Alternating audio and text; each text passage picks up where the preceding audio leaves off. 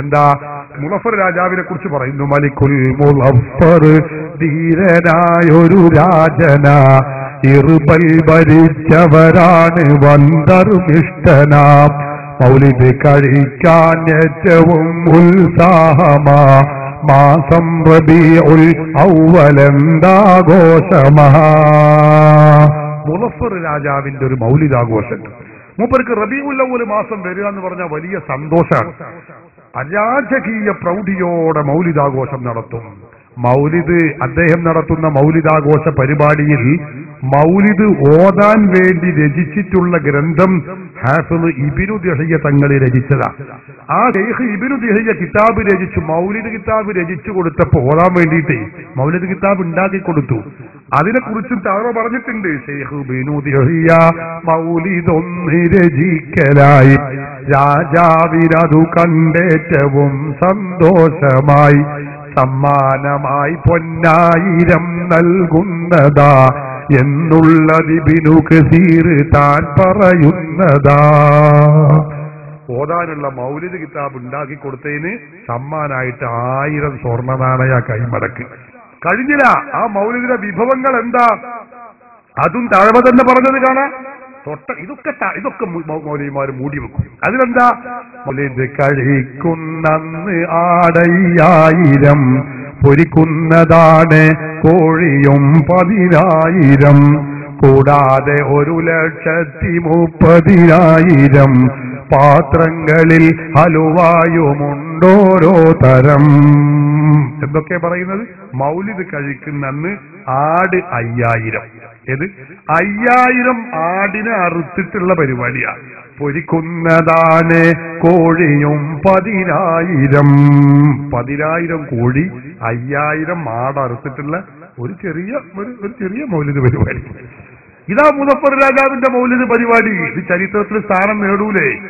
10,000 കോഴിയും 5000 ആടും അറുത്ത് വിഭവ സമൃദ്ധമായ മൗലിദ്. കൂടാതെ 1,30,000 പാത്രങ്ങളിൽ ഹലുവായുമുണ്ടോരോ തരം. ഭക്ഷണം കഴിച്ചതിന് ശേഷം തിന്നാനുള്ളതാ സ്വീറ്റ്സ് അല്ലെങ്കിൽ ഫ്രൂട്ട്സ് അല്ലേ? അതൊക്കെ നമുക്കറിയാം. അത് 1,30,000 പാത്രങ്ങളിൽ നിരത്തി വെച്ചിട്ടുണ്ട്. അപ്പൊ നിങ്ങൾ ചിന്തിച്ചു നോക്കുകയാണെങ്കിൽ ഒരു പാത്രത്തിൽ നിന്ന് 5 ആളെ വെച്ച് കൂട്ടി നോക്കി, അപ്പൊ എത്ര ആളുണ്ടാവും? പോണ്ട, ഒരു പാത്രം ഒരാൾക്ക് വെക്ക്, എന്നാൽ എത്ര ആളുണ്ടാവും? 1,30,000 പാത്രങ്ങളിലാണ്. ചിന്തിച്ചു നോക്ക്. ഇത് മാത്രല്ല, ഇത് തഴമ മാത്രല്ല, എല്ലാ പണ്ഡിതന്മാരും രേഖപ്പെടുത്തി വെച്ചിട്ടുണ്ട്. ഹാഫിള് ഇബ്നു ഖല്ലിഖാൻ തന്റെ വഫയാത്തുൽ അയാൻ ബി അംബാഇ അബ്നാഇസ് സമാൻ, ഹാഫിള് ഇബ്നുൽ ഇമാദ് ശദറാത്തുൽ ദഹബ് ഫി അഖ്ബാരി മൻ ദഹബ്, ഹാഫിള് ജലാലുദ്ദീൻ സുയൂത്തി തന്റെ ഹുസ്നുൽ മഖ്സദ് ഫി അമലിൽ മൗലിദ്, ഹാഫിള് ഇബ്നു കസീറിന്റെ അൽ ബിദായ വന്നിഹായ, ഹാഫിള് സിബ്ത് ഇബ്നുൽ ജൗസിയുടെ മിർആത്തുൽ സമാൻ, എല്ലാ ഗ്രന്ഥങ്ങളിലും ഇത് കാണാൻ കഴിയും.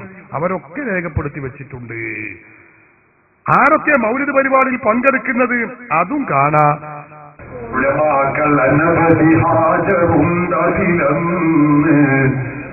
അതുപോലെ സൂഫികൾ കൂടുമേ അത് വന്ന് ഒരുപാട് സൂഫിയാക്കൾ നടത്തുന്ന വമ്പിച്ച സദസ്സൻ.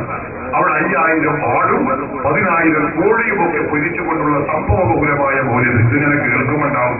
മുജാഹിദുകളെ തൊള്ളിയിലിങ്ങനെ പറഞ്ഞു അതുപോലെ പറയുന്നുണ്ടാവും. ഞാൻ തിന്നാൻ പോലും മുജാഹിദിങ്ങനെ പറഞ്ഞു.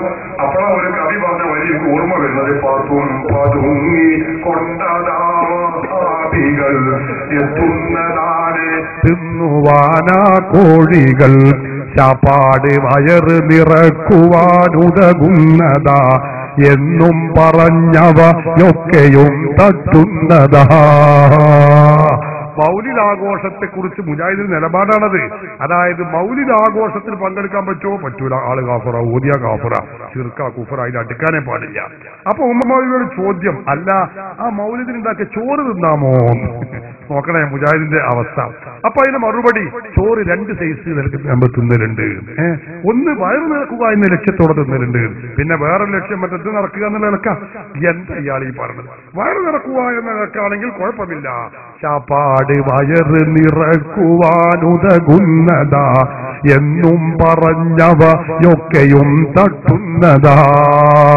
അപ്പൊ മൗലവിമാര് പഴയ കാലത്ത് മൗലിദിന്റെ ചോറ് തിന്നാനുള്ള മസാല ഉണ്ടാക്കിയതാണത്. സഹോദരന്മാരെയും ഞാൻ പറയുന്നത്, മുളഫർ രാജാവിന്റെ മൗലിദാഘോഷം ചുരുക്കി പറഞ്ഞാൽ 3 ലക്ഷം പൊന്ന പ്രതിവർഷവും മൗലിദ് കഴിക്കാനെന്നാ. മൗലിദ് കഴിക്കാൻ വേണ്ടി എല്ലാ വർഷവും 3 ലക്ഷം സ്വർണ്ണ നാണയാണ് മുളഫർ രാജാവ് ചെലവഴിക്കുന്നത്. രാജകീയ പ്രൗഢിയോടെയുള്ള മൗലിദാഘോഷം. അതാണ് തഴവ പറഞ്ഞത്, അത് ഹിജ്റ 300 ശേഷം വന്നതാ. അത് ഹിജ്റ 300 ശേഷം വന്നത്. അതെന്തേ അന്ന് വരാൻ കാരണം? മൂപ്പർ അന്നാ ജീവിച്ചത്, പിന്നെ അതിന്റെ ശേഷമല്ലേ വരുള്ളൂ. അതാണ് ഇതിന് വിഷയം. അല്ലാതെ മൗലിദാഘോഷം നടത്തി തന്നതിന് മുമ്പ് ആരും മൗലിദാഘോഷം നടത്തിയിട്ടില്ല, അത് ബിദ്അത്താണ്, അനാചാരാണ്, പാടില്ല എന്ന് ഒരു കിതാബിലുമില്ല. ഇമാമുകളൊക്കെ രേഖപ്പെടുത്തി വെച്ചിട്ടുണ്ട്. അതെല്ലാം കൂടി പറയാൻ എനിക്ക് സമയമില്ലാത്തത് കൊണ്ട് ഞാനിപ്പോ ആ ഭാഗം നിർത്തി വെക്കുക.